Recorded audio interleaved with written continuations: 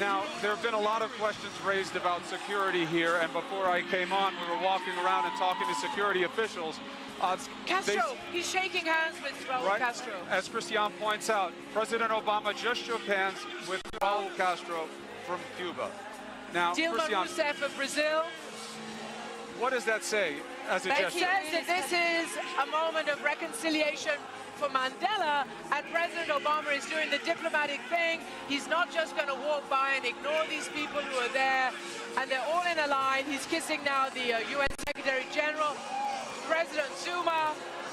This is a man, and it is so true, who brought people together in life, and he continues to bring people together in death. All right, there you go, folks. Welcome to the Steve Malzberg Show. Lots to talk about with our first guest, Senator Rand Paul. And, Senator, welcome again. Hey, how are you doing? Thanks for having me. It's always my pleasure. Okay, that was Christian Amanpour from CNN as they caught live on CNN this morning President Obama at the memorial service for Nelson Mandela in South Africa, shaking the hand of Raul Castro. Your reaction to that?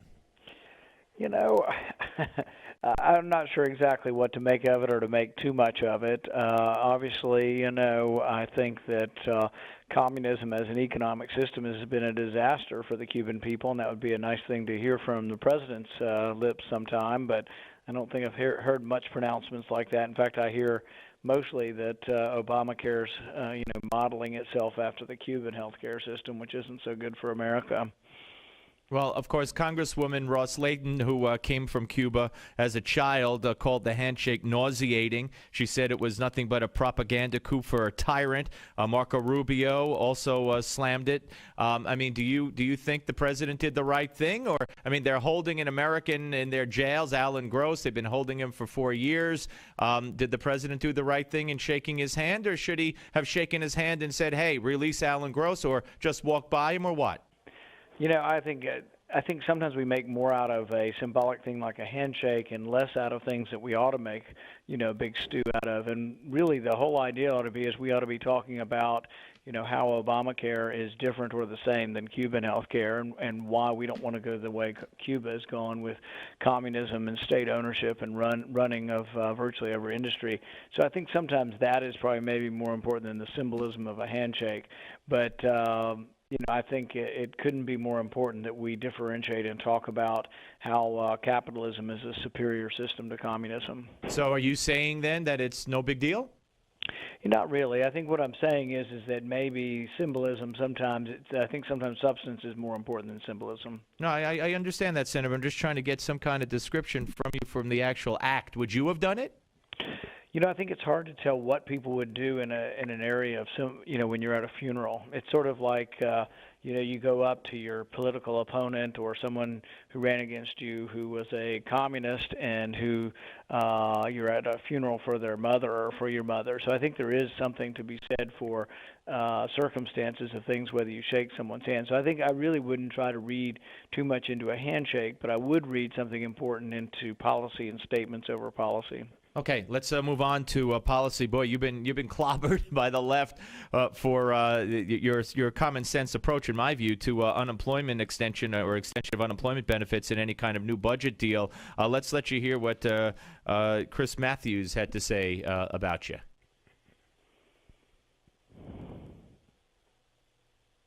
I believe so. We are going to get all of. No, that's not it. Okay, anyway, the Washington Post columnist said that you were the Scrooge. You win the Scrooge Award of the year. That was Ruth Marcus. Matthews blasted you. Andrea Mitchell blasted you. The left is blasting you. Your response and explain your position on unemployment benefits extensions. Well, I would say that they're the ones who are unfeeling and uncaring. There was a study by Rand Guyad, and in that study he showed that people who have been out of work less than 6 months but do not have appropriate skills for the particular job at hand are still hired more frequently than people who actually have the appropriate job skills but have been out of work more than 6 months. This is true throughout all of the statistics. All of the economic statistics show that once you go beyond 6 months, employers are choosing someone who's been unemployed less than 6 months, and that by extending the unemployment insurance, you're really creating a class of people who employers aren't excited about. So I am concerned about getting people back to work. I think work is one of the most important things you do for your self-esteem as well as for your whole spiritual nature, I think, is involved with work. I am concerned about that, and I think they want to trivialize this. But the thing is that by making unemployment 99 weeks, you're putting people into a category where employers are going to choose other workers who've been unemployed less long. All right, let me ask you about the fact that the U.S. just ended their relationship with General Motors stock. And in doing so, it turns out that the government, that means everybody here, lost $10.5 billion from the bailout of General Motors. And, of course, the president goes around touting that we bailed out the auto industry as if it were a success. What's your take on the result of the bailout? I think in capitalism you have companies that succeed and some that fail. And by doing that and allowing companies to fail, the ones who succeed end up being the ones who provide the cheapest product at the cheapest price and most efficiently. So, no, I think it's a mistake for government to get involved with these things. And really what typically happens through bankruptcy is you change management and you get new contracts and you become more efficient.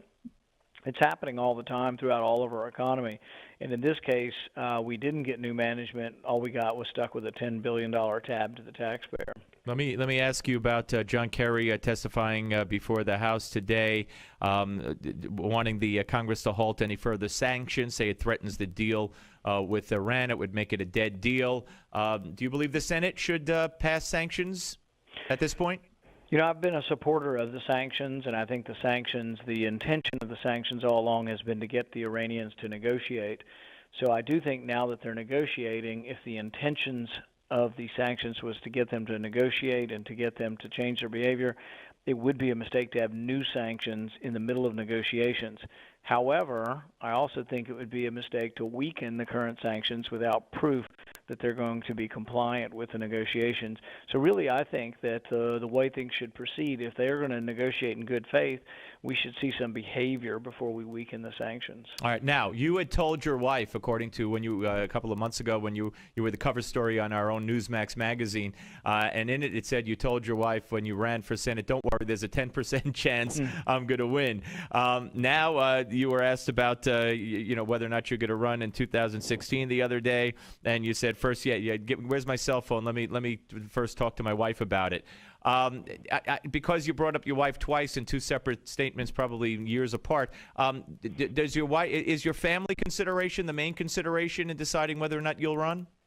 I think it's definitely one of the considerations, and I think there was a time in our history where we lived where the media completely left your family alone and really left everything alone other than your public life, even for the individual candidate. Now we've gone kind of the opposite, where every detail, not only of you, but your friends, your family, your neighbors, everything becomes fodder for the press. And it does take a toll on people. So it is a consideration.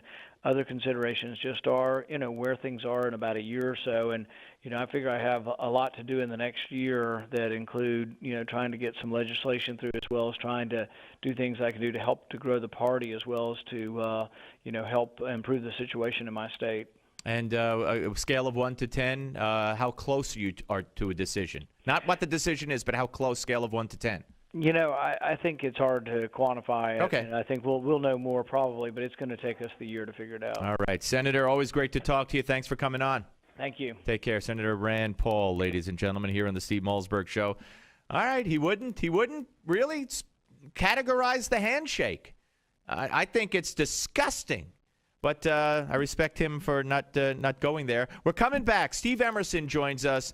And wait till you hear about this. Steve Malzberg Show, Newsmax TV and radio. Don't go away.